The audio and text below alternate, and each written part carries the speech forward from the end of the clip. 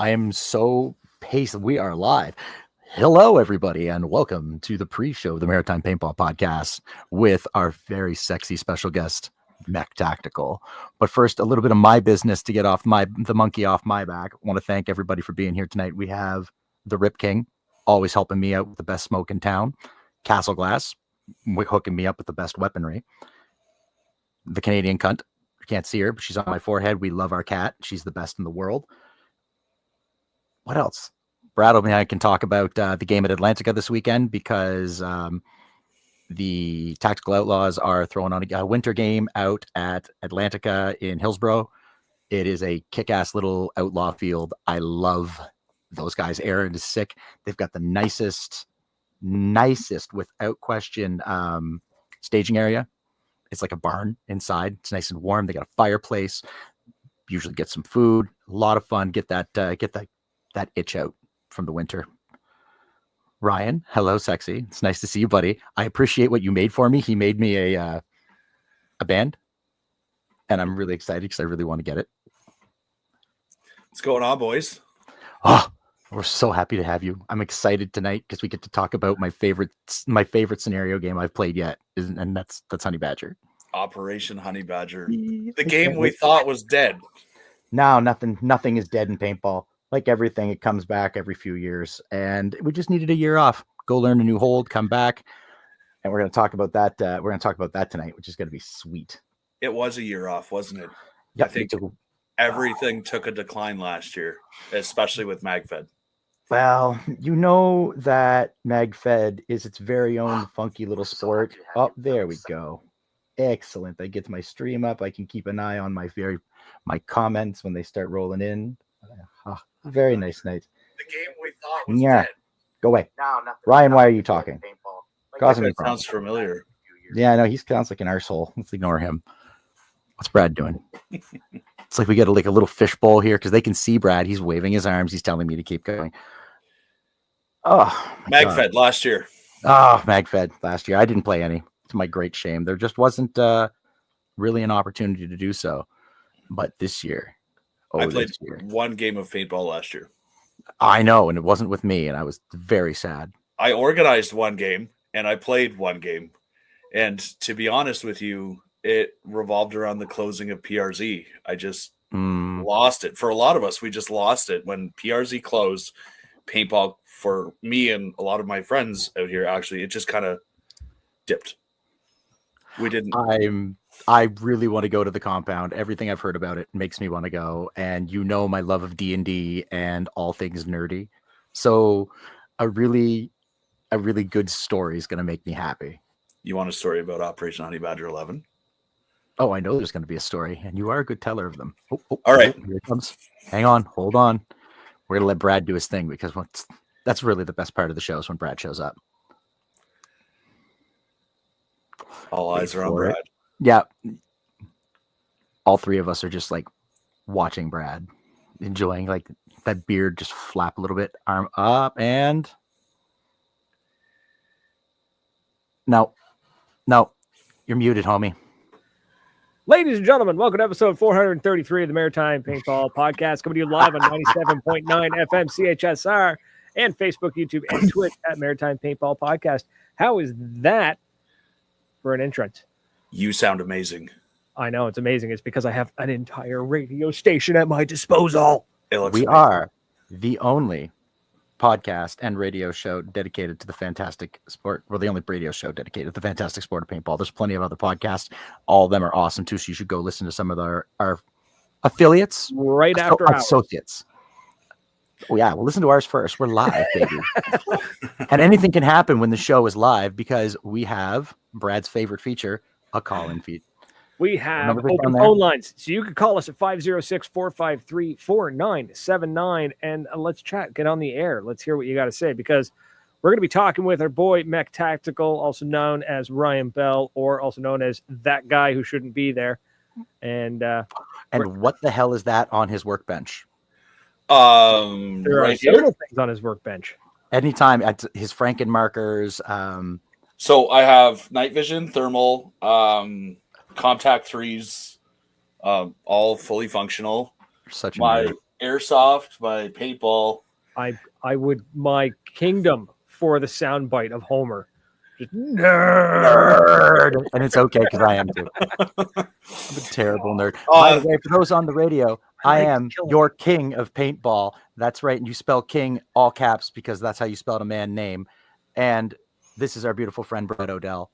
He's terrible at introductions, but here on beautiful 97.9 CHSR in Fredericton, we talk about paintball and the assorted shenanigans that come with the sport. Tonight, MechTactical is going to tell us about Operation Honey Badger 11. I want to call it Electric Boogaloo, the return, the revenge, the sequel, the spin-off. And it's going to become, that's coming up in September. And that is going to be the most dope game because I had so much fun at the OG Honey Badgers that having it come back makes me happy. So yeah, let's get a little bit of background. So Ryan, give us a rundown. Give us the cliff notes on who you are, where you come from, and why we let you on our show. My name is Ryan Bell. I run a YouTube channel, MechTactical. One of my friends from when I was in the military has a very prominent YouTube channel. We could promote him if we want. His name's Nightmare PB. Good friend of mine. I've seen one of his videos. Guy. I seen one of his videos one day, totally at random, before I knew anything about paintball, and I'm like, we're going to get into that. And I decided that I was going to do the same thing and bring other people into this cool game. And it's rolled forward, and now here we are, and I'm running my own game as opposed to just attending them. Funny how that happens, eh? It's just kind of like, oh man, you see a video and you're like, that's cool, I want to do that. I didn't just get sucked right in. I got sucked right in. And that's how paintball works. Once you start, you just can't stop. Yeah, that's very true. Hi, Kenny. It's nice to see you, buddy. Alpha 22. Also, I'd like to point out too, I think it's funny that you saw one of Nightmare's videos and you're like, I want to do that. And Nightmare saw Alabaster Slim's videos. It was like, I want to do that. So now we got to find out who Slim saw. And, and it just goes down. Yeah. Honestly, that's how it works. Podcast actually started because I was bored, saw Brian making, I can't call him Nightmare, Brian making videos on YouTube. And I was like, man, I want to do something. And then I was like, man, I hate editing video. So a buddy of mine's like, do a podcast. You talk a lot. And I was like, oh, I do talk a lot. Speaking of talking a lot, we forgot to do some business. Who's business for? Well, first business is Moncton Paintball. Absolutely. My home, my love, my field. The King's Forest is coming along nice. It's so beautiful and wintry and blustery.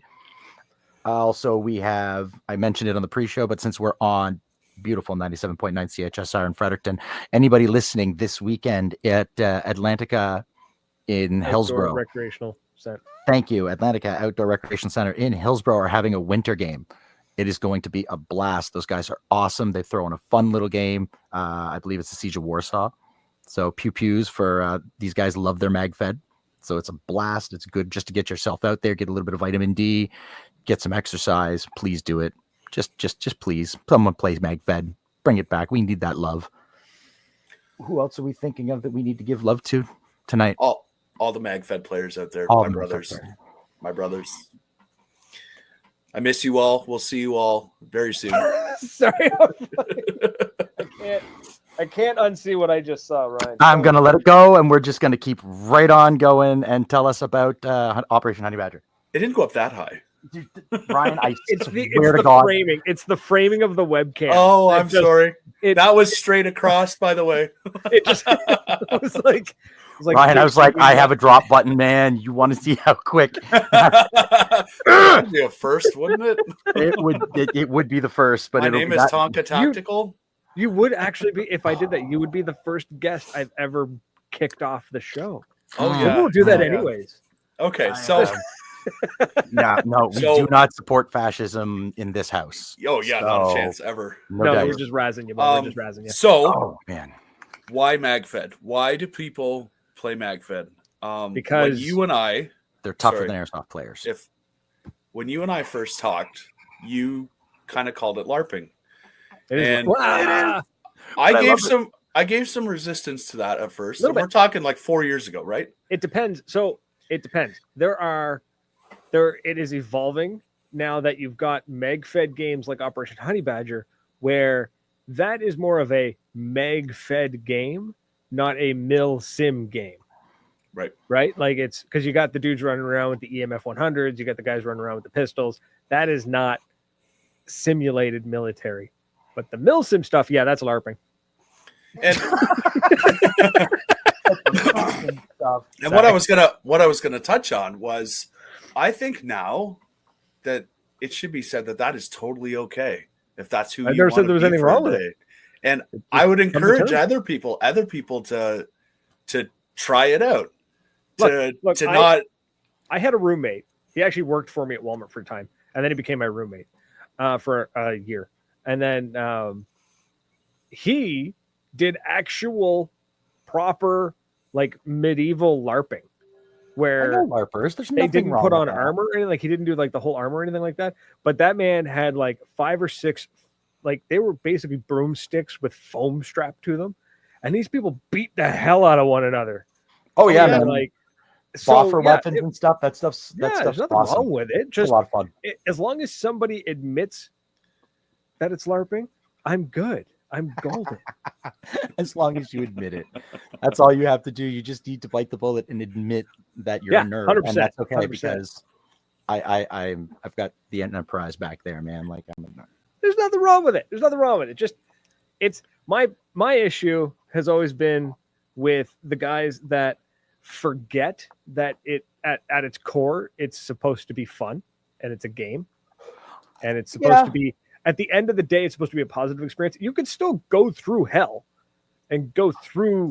Speaking of which, hi Paul Reddick. Like mud runs, for example. You look at a mud run, that's grueling. That is exhausting. It beats the hell out of your body. But at the end of it, it's a positive experience. It's Same like thing. Fast roping out of a helicopter for absolutely no reason. Exactly. Yeah. Exactly. It's right. 100%. Like, you know what? I'm going to leave the mic open in Helldivers tonight while I enjoy a little of this conversation because I want them to hear me. Operation Honey Badger 11 is going to be hell. That's not a selling point, Ryan. You're gonna have to work with us a little bit more than that because we want. I want everybody to come and experience something, a situation, if you will. I want everybody to find themselves in a situation inside the realm of mag-fed paintball that they've never been in before. Sure. I want to give people a new experience. I want the little hairs on the back of the neck to come up as you're trying to interpret the situation that you're in, because it's going to very rapidly change without warning at Honey Badger. I've given that sense of danger without being in danger. That's right. Like you want that adrenaline rush, that fear factor to actually kick in, where it's like that fight or flight response. But everybody's safe. If somebody gets hurt, accidents happen, but that's just I want somebody to stand in front of a loot crate, and one of them will be containing a full auto T15, complete setup, ready to go, and decide if it's worth picking it up. Because as soon as they pick it up, an alarm's going to go off at the location where it's pictured, and everybody on that field is going to be hunting for them, because you have to make it back to your spawn alive with it to claim it. I want that rush. Is it? I want people to feel that. Like, is it in a Pelican case? Okay. Yeah. I mean, full well I'm going to walk. They're going to hear me right across the field. But first of all, my first thought is for those our friends on the radio, Operation Honey Badger is an event that used to be held at PRZ in Picton, Ontario. It is now being held at the compound. It is a mag-fed only event. That means for those on the radio that your paintball marker does not have a hopper on top. It has a magazine like a real pew-pew. It's more of a, it's a milsim, so military sim. These guys are dressed up, they're decked out, they got plate carriers, mags. A lot of these mag-fed paintball markers that you see on the market. So if you go on Google and look up T15 mag-fed paintball gun or paintball marker, or TMC or 468, or if they're still kicking around, paintball marker. Yeah, you're gonna see something that looks like an AR. Yeah, they're legitimately used, and the bread and butter of these companies at the end of the day, as much as paintballers don't like to admit it, the bread and butter of these things is actually law enforcement and military training. Like paintballers make up like 8% of the sales. So again, this is something that's a little bit different. We were kind of saying that's kind of like LARPing. It is like D&D. There's a little more of a storyline. There's events that are going to happen. There's NPCs if you're really lucky. Ryan knows how much I loved running into the Merchant of War and meeting him at PRZ because I love a gimmick. So, sorry, I didn't mean to cut you off. No, I was saying I love a gimmick. So you said NPCs. Yes, I. Okay. Well, here's the story. Yeah, go.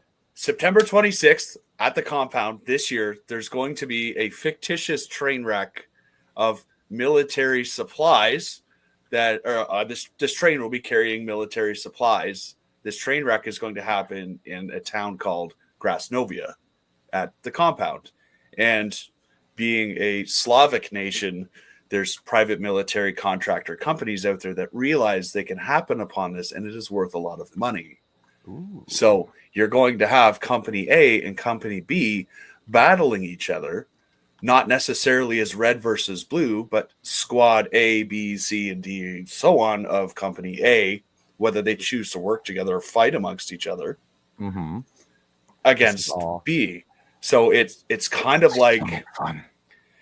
And in this town where there's now a ton of attention, these villagers who have first access to this stuff all of a sudden aren't going to be too happy with all of this military presence in their backyard. Oh my God. So the civilians are going to revolt. That's so sweet. Maybe not. So the person I've recruited to run the NPC army is a good friend of mine from the military. And we did do situational training together. And he has the ability to escalate and de-escalate situations based upon player interaction. So if you walk up in this game to one of the NPCs or several of them all hot and bothered, they're going to respond in kind. Or they could just aggro you for absolutely no reason. Well, or they might see you, announce your position, and run away. So like scabs from Tarkov. Well, I didn't want to say it out loud, but yeah. And so it's going to be it's almost like it's going to be a fluid event. Things are going to change. Things are going to happen that you're not going to have any idea what's going on. Adam and I will not be in control of the flow of the game because it's unscripted. I'm going to leave it all in the hands of my friend Mike Day to decide the escalation or de-escalation of the game based upon how each side is doing. So you're gonna give a little bit of swing needs be if it has to happen. Right. So a question I'm gonna ask. I know people can pick their sides, but I assume that you're going to be like, too bad, so sad, balance the teams. There's none of that. No. So we had a lot of success with, and you guys, I believe they call it, it's a street ball kind of style, where friends that showed up to play together in groups, they assembled their masks inside this massive staging area together in groups of masks. There's groups of masks. And either general on this day of Super Soft MagFed would go and choose a group of masks. And the next person's pick had to be equal to the same number of masks previously picked. So you still had the same number of... Okay, as long as the numbers balance. Otherwise, I'm going to show up at that event. I'm going to stand on a pallet and I'm going to scream at you. You have my permission to do that if I'm doing something wrong. I am absolutely hyped about the idea, though, of that. That's great. So it's going to keep the game balanced. That's all I want. I want realistic and fluid. Sorry, realistic and I'm just so excited about this game. I can't contain myself. Go.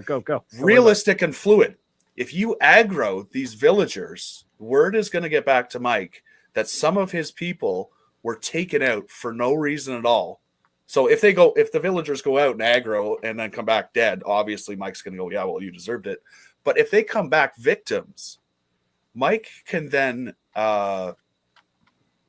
decide to have those villagers spawn closer to the opposite team's base, and they might have vital information as to the location of a loot box and again, this is a fictitious item, a chemical weapons drop, because we are going to have weapons of mass destruction in this game. Oh, cool. So this is going to sound so intricate. And I haven't written off the ability to be able to loot villagers. So they would, if I go through with this, they would have a special satchel, and you're only to interact with that satchel. Okay, but, so no mugging. So no mugging of the players. So you would be there looting this, exposing yourself, because you don't have to go out as an army. You could go out solo if you want to. If you want to show up to my game and run solo, you can do that. But you will be attention down, and somebody else can come by and take you out, just like they would in Tarkov. See, I do like I do have that bad habit of like, you know, wandering off, but this sounds wild.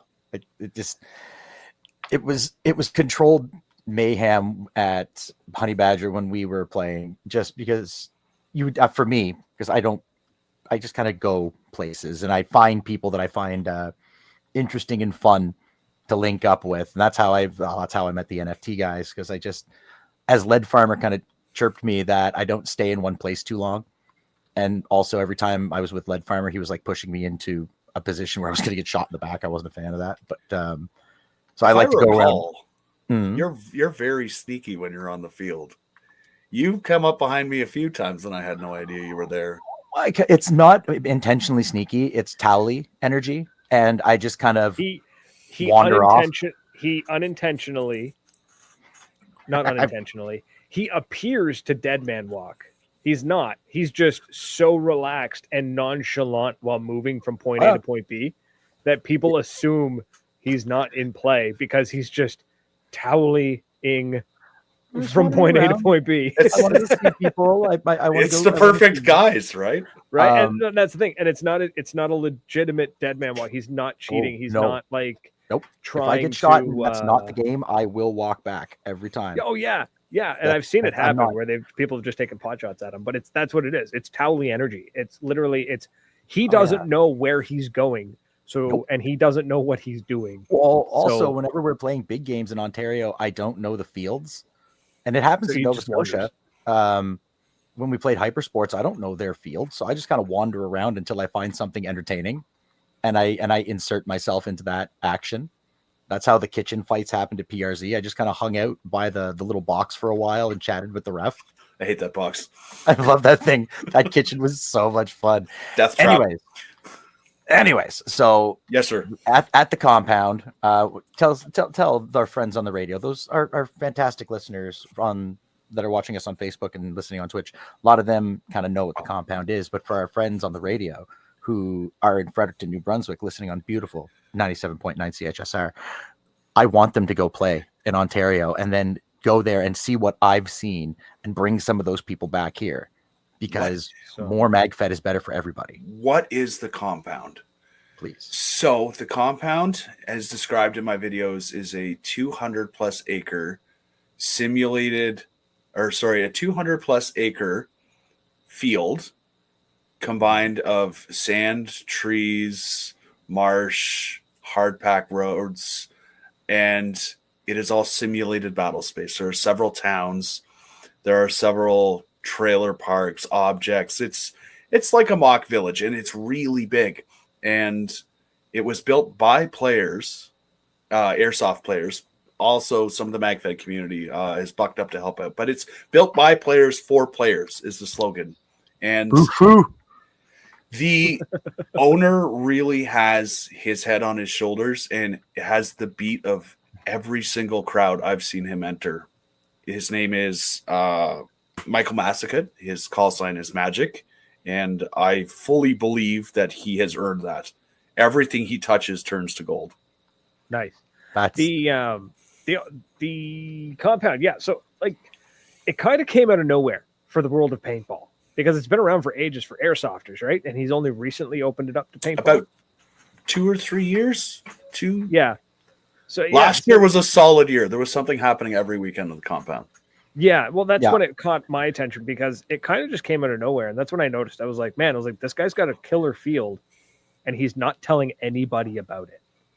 Like, he's not advertising it. He's not promoting it. It's promoted within the people. If you know about the compound, you know about the event. If you don't know about the compound, you don't know. So if you're airsoft, you know about it, but you're right. Yeah, it's like a worst kept secret kind of thing. Like those who know. And it's like now suddenly it's blowing up. We're seeing it, and like now the paintball world And I'm saying this in the paintball world. Airsofters seem to be well versed in it. But yeah, it was like this field that just kind of popped up to the point where I was like, is this place even insured? What is this? Like, is this a real thing? Is this an outlaw field? Yeah. Fully insured.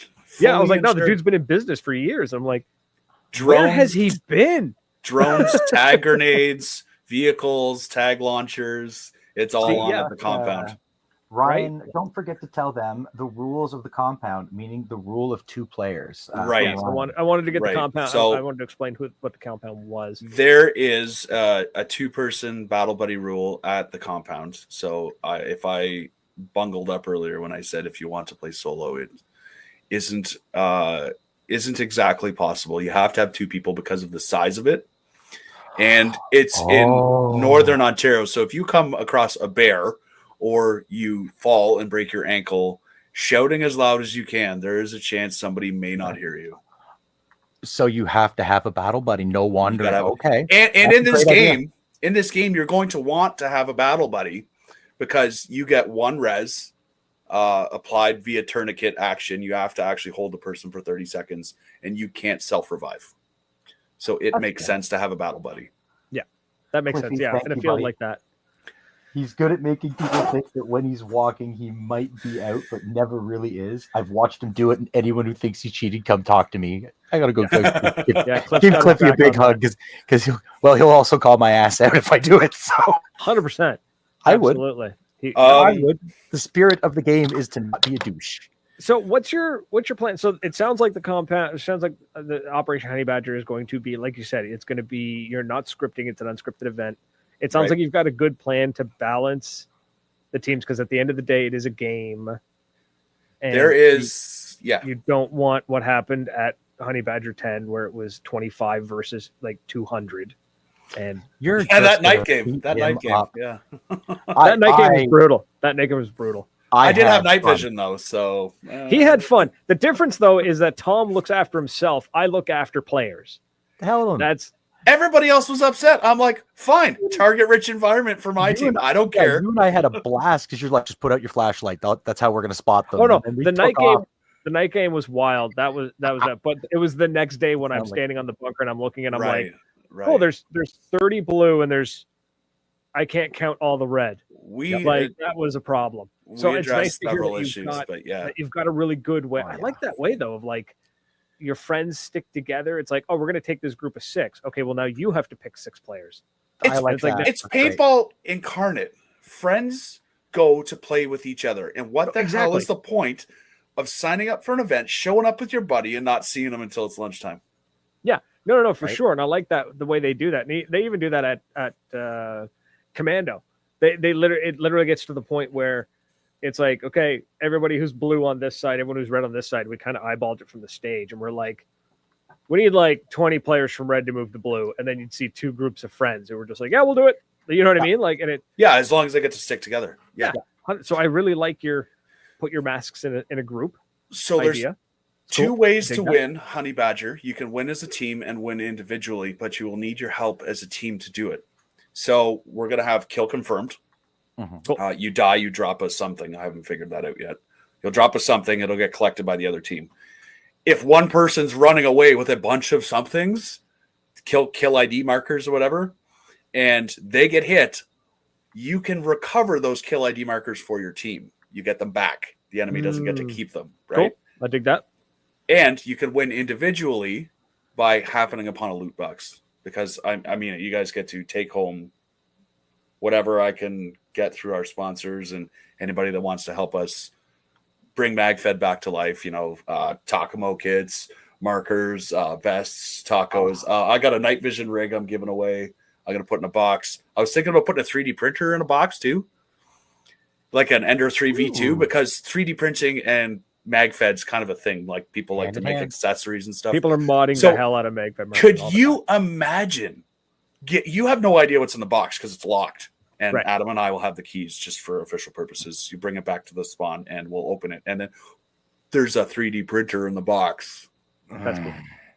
Like, hello. Really cool. Yeah. I mean, I like the idea of running around and just finding gear on the field. Like that's super. It's that's going to super weigh cool. 50 pounds and you're humping it like 100 acres as fast as you can. You've You're going to never earn seen me that. run with something free, have you? Yeah, Like, so that was the thing you mentioned about gear being around the field. So everything is going to be in lock boxes, right? You're not going to come across like the player's not going to be able to pick up a T-15 randomly and run off with it. No, they've got to bring it to you to unlock spawn. it. Right. Cool. So we'll have people that watching that box when it is in place. Like Adam and I have no idea where it's going. We have no idea. It's all going to be on my buddy Mike. Cool. And the location will be picked. Mike Day. And we'll get a radio call, hey, here's some intelligence, because I own a PMC company. And whether the intelligence is valid or not will depend primarily on how his people have been treated throughout the day by the individual contractor teams. Right. So it'll be close, but one will likely be closer. You know what I mean? Right. And then whoever's in the spawn at the time or on the radio, I can be like, I don't know if it's true or not, but I heard word there's something over there. Yeah. Don't get yourself killed along the way because the other team will be afoot. The other team will be headed there too. Nice. That's cool then. Okay, I dig that. Or it could be a trap. Mike could set a trap. He could set an ambush where there's a chemical weapon. Both teams are headed in and boom. Right. So so we're at the whim of a madman is what I'm hearing. Yeah. But it's also a clever way of controlling, not to say like, because I know it's unscripted, but what's the word? I guess there's no other way to say it, but it does control the flow. And it's a very clever, immersive way to prevent one team from completely steamrolling another by chance. I've got because that does happen. Where we've all been to that game where it's like, by no fault of anyone's, just the way the wind was blowing that day, you're stuck in spawn for an hour. I've got that covered too. So instead of walking 100 acres with your marker in the air, Adam and I have decided that we're going to use airsoft. We're going to use airsoft kill rags. Yep. So a red anything, put it in your pocket. When you're dead, just put it on your head. And nobody will screw with you. So I like that. We're going to be expanding the spawns. So ordinarily you would walk out the door of netting or something and then you're in play. Right. The compound is large enough that we can expand the spawn into the tree line. Like you never know where you're going to spawn when you play Tarkov. You could have 4 square acres as a spawn point. From the sounds of it. Right. Really so you put your dead rag on your head, you go to your spawn location, and you have to wait there for 5 minutes if you're not spawning from your base. You can lay down on the ground, so you're totally concealed, totally fine. The rag's on your head, you're waiting 5 minutes. After 5 minutes, you take it off and go. Or we might reduce the time. So I assume you've got some real leg breakers as referees. So we have refs. Because the area is so large, and we're actually going to be running probably 10 or 15 consecutive NPCs at a time. Oh God. They will also have ref powers. Yeah. So Adam and I have decided to cover the cost for the NPCs so they get to come out and play for free because it will be fun for them also. But they'll be working. It does sound like fun. I've said it a bunch this year that I had so much fun playing as a medic that I'm 100% down to do that stuff again. I want to do it again. Everybody's a medic. Everybody you can because in the real world, your buddy takes one tourniquet and keep going. But we're keeping it paintball and airsoft-ish, right? Well, we're not going to actually have to get fun in the bullet wound and go. you got one screw up before you got to go back to spawn, unless you get hit a second time and your buddy wants to give you his tourniquet, which means he has no spare chances. A good battle buddy. Take the hit. Yeah. That's fair. That's good. And it's I feel like the kind of players that are going to be attracted to this style of event are going to be the kind that are less likely to cheat. That's the only word I can think of. It's because when you go to a big game, when you're running an event, there's always the players who kind of bend the rules or break them or just straight up ignore them. But that's different from this kind of thing because that's what I mean. You're not going to attract those types of people. No, right? Because we'll smack them in the wiener. Don't remember what I said about the compound, how nobody can hear you scream? But I mean, the compound, this event is going to attract those players who are going to follow the storyline, the theme, right? They're going to want to follow it. They're not. It's not a matter of forced. For example, the difference is that if I play in that, I will begrudgingly follow your rules, but I'm going to bitch and complain the entire time I'm sitting there with a red rag on my head. I encourage people to think outside the box, to try to skirt around the outline of the game because it's unscripted. Okay, it's understandable that if you figured a way around, eventually the other team's going to figure out what you figured out, and they're going to start doing it too. Oh yeah, I do like that idea of if you've decided that you want to lay down in the woods for an hour and wait all the battle to happen, and then get up and just start picking things up, and everything's moved on, that is totally on you. You could do what I mean. Nothing wrong with that. I don't disagree. I like that. Or idea. If you want to hop in one of the two vehicles we purchased for Honey Badger and just fly to the other side and get right into it, you can do that too. That's great. So I did love being when we piled into your Jeep, that Honey Badger, and just started shooting. We had so much fun. I didn't have fun. Your ride got shot up, but I mean, you drove your ride on a paintball field. Like, I don't care. Someone don't shoot the U-Haul. It's like, well, you idiot. What did you think was going to happen? Shoot the U-Haul. If you recall, the air conditioner was broken. Yep, it was. So I had my window down the whole time. And yes. I was essentially just a taxi driver, and people did not understand that. Oh my god, it was so funny. I saw an open window. They put paintballs blast. So we have a Suburban. Nice. Got a Suburban for this. We're going to be using it for a few airsoft games this year, but I have help from the CSAS airsoft team, who will also be supplying some of the NPCs. Amazing volunteers, good guys. We're going to help us mod the tar out of this Suburban for Honey Badger. And Magic has made available for a cost the use of his war wagon. I don't know if you guys have seen the picture of that great big giant tan Samurai with the bars you can stand on the side and the turret. It's an actual gasoline powered vehicle on 38-inch tires that I haven't seen it. I'll have to go find it. But I'm immensely turned on. Please tell me more. These guys shoot 40 millimeter tag projectiles at it and at buildings, and you can shoot them at the Suburban too if you want. So for you guys that have had those launchers sitting around your closets that still work, bring them to Honey Badger because they will be in play. Well, one of our friends at Nova have recently released a very, very pretty launcher, and I kind of not gonna lie, kind of want one of those. I don't need it, but God, wouldn't it be fun to have just a law hanging around? Wouldn't it be funny if they would supply one in a loot box for the game? That would be incredibly funny and even more incredibly awesome, considering how amazingly sexy TJ is. I would reach out to him, but I know that he can't ship them across the border. Oh, okay, right. He tried to ship it to Wolf, and the border patrol, border services saw it and was like, absolutely not. Took it, opened it, and then returned to sender it to him and charged him money to have it sent back. That's weird because you can buy Taggin launchers right off their website here in Canada. Taggin has a Canadian distributor. Oh, okay. So the difference is that as a whole or as a retailer, you can buy them wholesale, but you need a special account and a special clearance. But for him to ship it to an individual, border services is like, absolutely not. It's not coming through. It's an absolute pain. So if I might, because if you can get a retailer to order it in.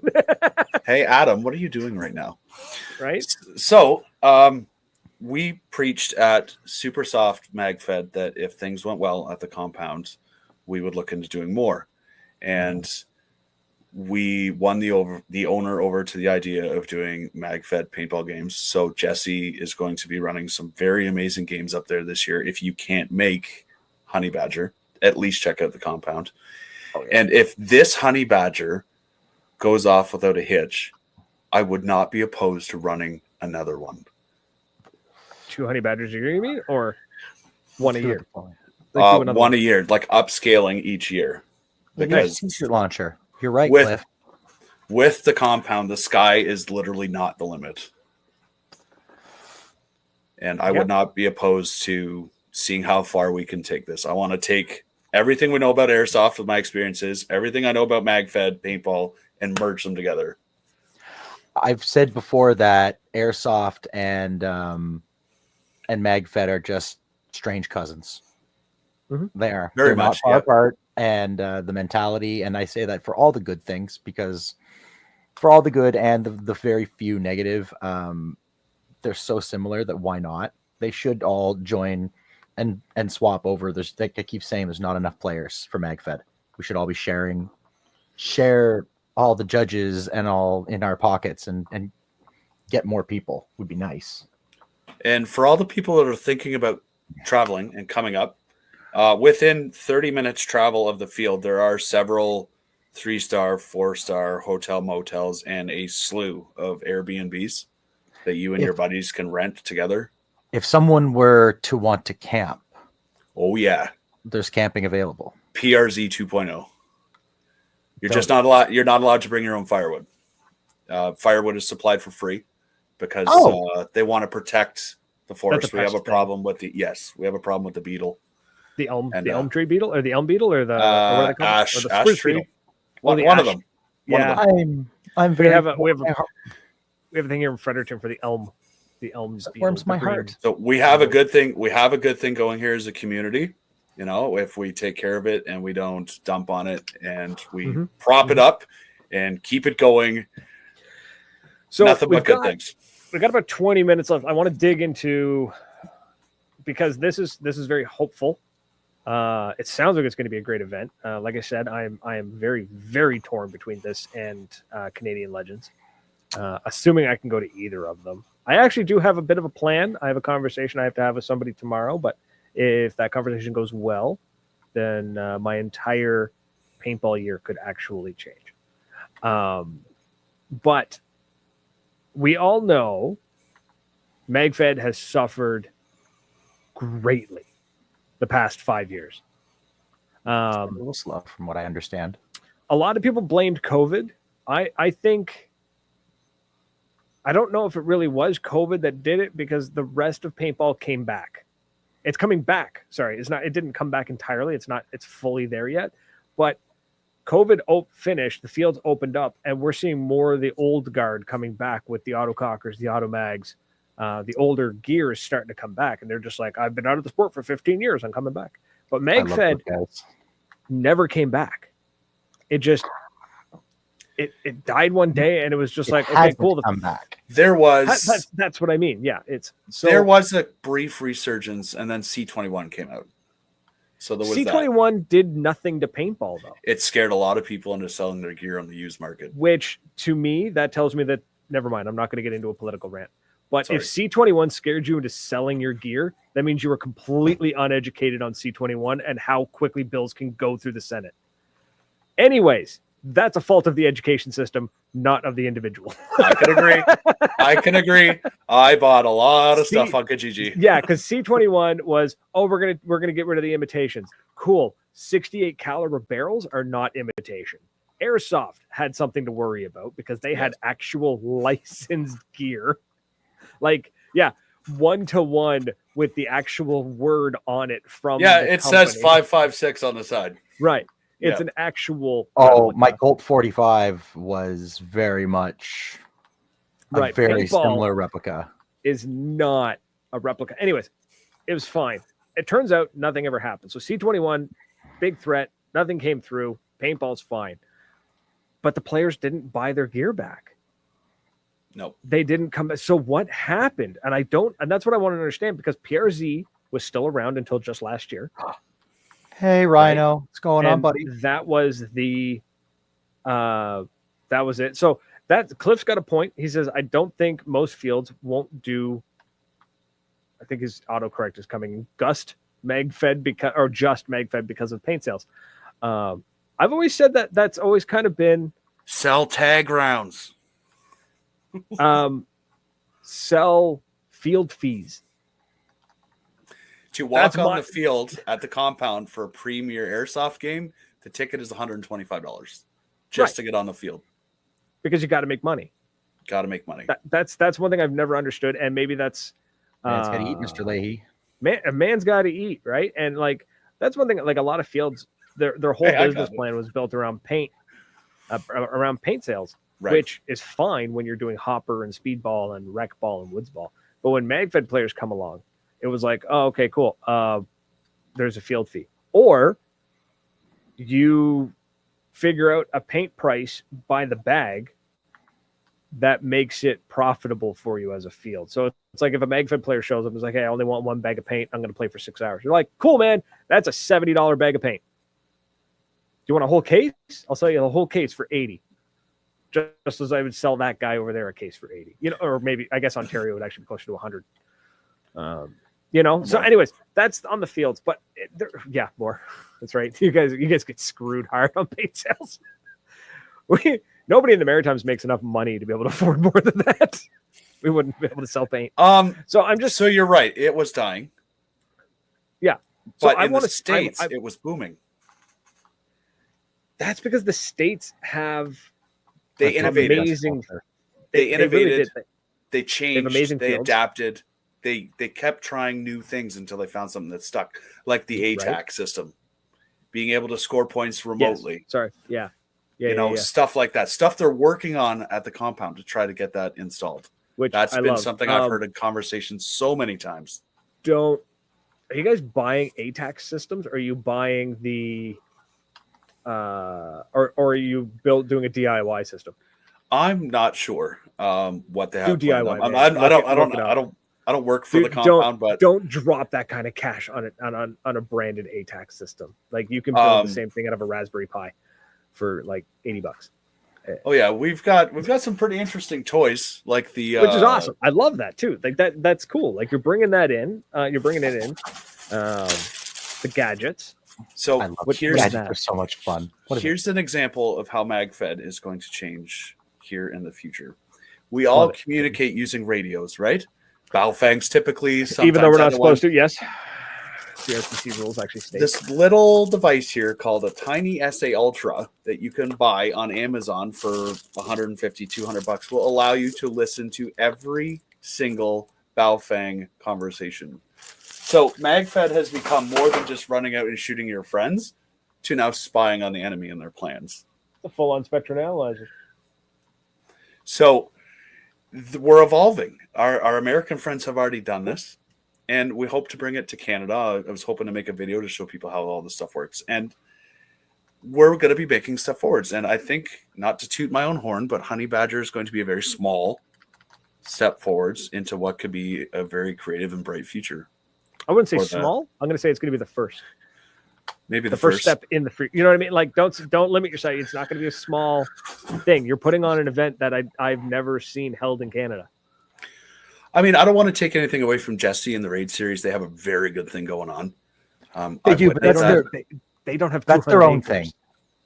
But the Raid has its following, and I still want to really go to a Raid because those guys have the a Raid really cool thing on. That's my hat's off to what he's doing for sure. It's red apples and yellow apples. It's not. It's they're similar. Like right? It's not apples and oranges because they are similar. They're MagFed, but yours is definitely way more of the simulation side of things, right? We're going to drop you into hell, and if you survive... He doesn't have 200 acres of pre-built town to play with. Well, I guess now he does. He does. But he didn't before. You know what I mean? Like, I can only imagine what he's going to do with 200 plus acres. Right? Like, to get to your extraction is going to require some work. Yeah. Ooh, Pat, I like Pat's idea. Great minds, thank you. Just organize MagFed meetups. Play like a regular group. No need to shut down the whole field. MagFed Society does it. CMDQ does it. Ontario is not. I agree. I think also another thing. So yes, you don't need to shut down whole fields. You don't need events only. Mm-hmm. Another thing too is I found that, and this is one thing that I found playing with MagFed players in Ontario versus playing with MagFed players from Atlantic Canada. Because we had a huge amount of MagFed players in Atlantic Canada for a 4-hour number of players total. but they all, once COVID hit, and it was like they were all kind of older guard, and they're all golf now. So yeah, I like golfing. Right, but they played with speedballers every Sunday. They ran MegFed gear. They ran MegFed loadouts. They did not sit there and say, well, I want a MegFed only game. I want a MegFed only game. We did get some, and we ran some MegFed only games, but it was never, oh, I'm going to wait for the MegFed only game. It was, it's Sunday. Let's go play some ball. Right. You know? And I feel, I noticed playing in Ontario, a lot of MegFed players in Ontario, and I don't know if it's just because you had the population to support that, and that's where that mentality came from, but like, it was very like, I only play MegFed. I don't play open class. I don't play with speedballers. I was like, wow, like you guys, that's a you got the population to do it. You're right. That's I gotta say 2 to 3 years that like it started to get louder. That voice like started to get louder. They wanted MegFed only games, and I was like, there's not enough of you. I think part and parcel to that was being pinned down in the hallway at PRZ by somebody who's got 5 pods and a hopper and an EMEC or whatever. Sure. But that's your fault for going into a hallway in PRZ. Right. Just snipe them through the window and call it a day. Find a new angle, bro. Like, there's another way around. Like, there is always, even at open class games and open terrain, and there is always a log you can hide behind or something. Especially PRZ. Push the wall over. Kick out a cinder block and crawl through the meat shield. Or meat shield it. Just go for it, bro. You know, so that's one thing I noticed with the mentality of in Ontario was, but I chalked it up to the population size. Ontario had the MegFed numbers to support a lot of MegFed only games. But I do like that idea. Just get a group of MegFed players together, go play. Yeah, don't wait for the MegFed only stuff. Don't sit there and be like, oh, well, I'm only gonna play at the compound because that's only MegFed. It's like, cool. I love that, but like you could have a MagFed meetup at a speedball field with the bunkers and everything. It's still the same thing. Oh, God, I love that so much. You know, in between rounds or whatever. Okay, guys, you ready? Let's go. We got 5 minutes. Right. I would be lying if I said I didn't. Right? Like, it's Lead Farmer actually did that at Commando and had really good success. The Gulag. He ran the Gulag. Yeah. Yes. So, and I've ran the CMC, which was apples and apples. You read apples and yellow apples. His was more speedball oriented. Mine was more point oriented. Yeah, closer to a woods ball breakdown. But I'm curious to see if this will cause MegFed to start to grow back to its previous numbers. Like people are going to see the compound and see that as like, if they're close enough to it, if they want to go to something like that regularly, maybe they can only play once a month or travel that far. They will get more MegFed gear. But I remember back in the day, man, like you go to a field and there was TGR2s, there was M17s, there was the First Strikes, there was the T15s, Tiberius at the time. There was the Tip-X's tricked out. There was the T9s tricked out. The TMC showed up at one point. Like there was a lot of MegFed stuff and there was all these different markers. And then suddenly it just poof, all evaporated. And I'd love to see it come back. You know? And I think this is going to do it. Yeah. And to all my friends watching, do me a favor and get on the internet, wherever it is you get on the internet. That and I'm speaking specifically to the people that went to the Super Soft game and start sharing those pictures of riding around on the war wagon. Okay. And start. And I'm not trying to promote myself here, but I do have quite a few videos of the compound on my channel, including a field tour. No, check it out. Yourself. We want more people to show up. I want this game overloaded. I want it sold out. I've got actually when we have about 2 minutes left, I have a small announcement that is going to tie into your YouTube channel. Okay. For sure. The experience in itself is worth the journey. If you're going to make it out, that's something else. Too. Mm-hmm. This is totally, I don't know if it actually affects anything, but it's just one thing that I have noticed. And I was just like, this is like a tiny little change that might be something that like is the smallest little change, but could truly properly impact. Pictures. You mentioned pictures. Share the pictures out, specifically of riding on the war wagon. MegFed people, those of you that are hardcore, diehard MegFed players, do me a favor. Stop sharing the same photo of you and your 5 buddies standing in the staging area with your gear looking all tactical and operator. I want game photos. I want to see you doing stuff, not you pretending and being in the staging area and being like, we're all tough and look at my trigger discipline. I don't care. Your air's off. Like, you got no mag. You know what I mean?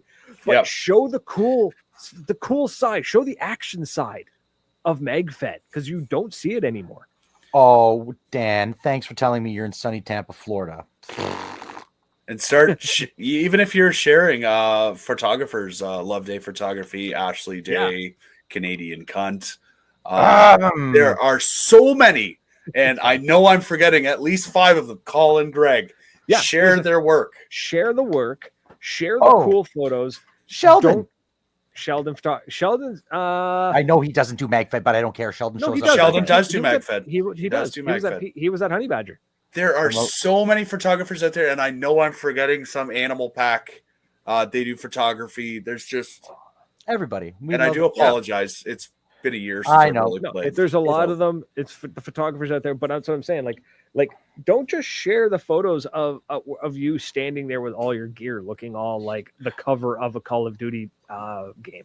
Share the wild stuff. Like, share the cool stuff. And if there's no photos of you doing cool stuff, take this as constructive criticism. It means you didn't do anything cool. If you've got a picture of you on your knees screaming at the sky because you just can't take the level of intensity, that's the one that you want to share. 100%. Like, when I take photos, when I'm doing photos at an event and I'm going around shooting video and shooting photos, the number of players who don't do anything is infuriating. Like, it's so hard to find players doing cool stuff. That's why especially with Sheldon, you find he takes a lot of photos of the same people, because those people are doing something and end up in front of a camera. Please do cool stuff. Sheldon's How come nobody's phoned this phone number down here? Because everyone's scared to call in. Give us a call. I don't bite, I swear. We've got about 4 minutes left. Make it quick. So tell us what are you talking about then? Oh, so just a small little announcement. There is going to be a change in the schedule for the show. So for those of you watching live, you get to hear about this. And if you're listening to this on the stream, you're probably listening to it a week later. So the show is now going to be posted on Spotify, all the podcasting networks. They're going to get the episode 1 week later. But if you want to sit through the stream and watch it on Facebook or YouTube, it'll be there. You can watch it there. That's going to be posted immediately because it gets posted as soon as it goes live. But if you want to listen to the audio episode, all you got to do is head on over to the Patreon, which the link is in the description. And if you sign up for the Patreon, you get it tomorrow. You get it the next day. So if you're really keen on that, and you're like, I really want to hear Brad and Tom's sultry voice and whatever guest they've brought on, you want to hear it the next day, and you just want to support the podcast and help us keep the lights on, you can sign up on Patreon. And then also on Patreon, there's going to be show notes. So you're going to get a little breakdown of each episode, including the links to our guests' socials and YouTube. So you can find all that stuff. So if you're listening to this and going, man, I'd like to find MechTactical, but I can't remember, or, they had a guest on, they were talking about MagFed stuff, I don't remember his name. If you go to the Patreon, you can find the show notes and you can find the links. Boom. Just that easy. So that is pretty simple. Right. It is super simple. Like it helps us. It really does. Dan, yes, you absolutely can still tune in live. That's the best part. So live, come hang out, say hi, chit chat with us. Love it. But if you want to listen on Spotify, you gotta wait a week. Unless you want to go to Patreon, you can listen to it there. Now we're gonna trial run this. If it doesn't work out, and I find that I don't really like how it works, it's going to work because we just appreciate everybody for helping us out. Oh no, I'm more worried about if Patreon's system doesn't work and it just becomes a pain in the ass. Then I'm more worried about a technical side of things. If I find that it's not living up to its to what I was promised potential, then I'll kill it. But that's going to be the new thing. So we're going to post. So this episode, we're going to go live every Thursday as normal, and then you'll be able to listen on Spotify. Everybody can listen on Spotify. It'll go live Wednesday. That will be next week, and then so there's that, as well as I don't. Yeah, no. I was playing around with the idea of putting it in the Discord, but I don't think I'll do that. No, but we would invite everybody to join our Discord. Yes, absolutely. Come hang out in the Discord. We got to do. We'll do another stream night ASAP. Yeah, we'll do another stream night at some point. Maybe tomorrow night. Yeah, we gotta have another stream. I just discovered there's a button for comments over here, and I didn't have it clicked. Oh, yeah, that's okay. Comments have been flying through. The speaking of which, come hang out in the Discord. And it's a ton of fun. Lately, me and Zach have been playing Battlefield 2042 with the sole intent of not trying to win the game, but more like what shenanigans can we get into?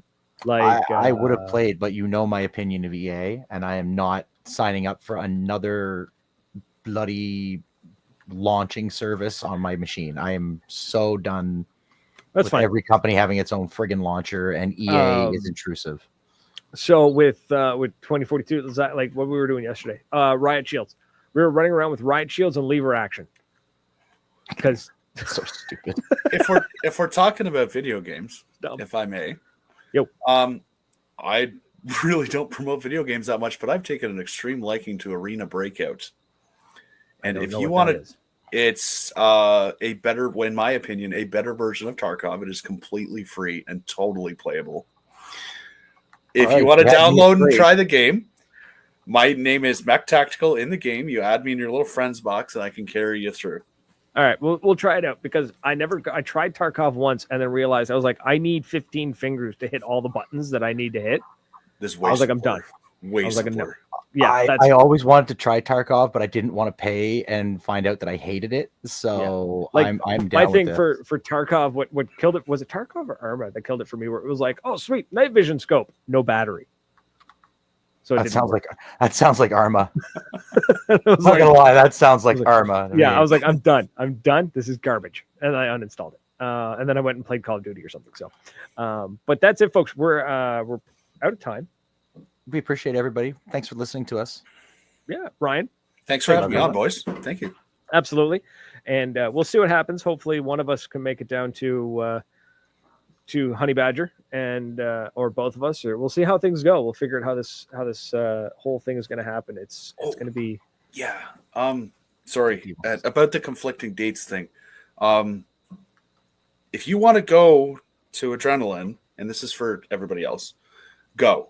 If you're a really good friend of mine and you want to go check out, CPX, do that, because that's what ballers do. Go do what's fun for you. We'll catch you on the next one. It's no big deal. Yeah. If you're not digging the milsim side of things, you might have a better time over at Canadian Legends. If you're not a fan of getting stuck throwing thousands of rounds of paintballs at each other, you may want to go over to Honey Badger at the compound. But yeah, pick your poison. And but that's it, folks. We're out of here. It's been a blast. Thanks so much for hanging out with us and chit-chatting, liking, and sharing, and all that jazz. And like I said, if you want to help support us, you can sign up on Patreon. The link is in the description. Or if you want to come hang out in the Discord, we're always happy to have new members and get some conversations going and share your gear and talk about stuff. And it doesn't have to be paintball. We're just chilling. And that's it, folks. We're out of here. Until next week. Cheers. Doodles.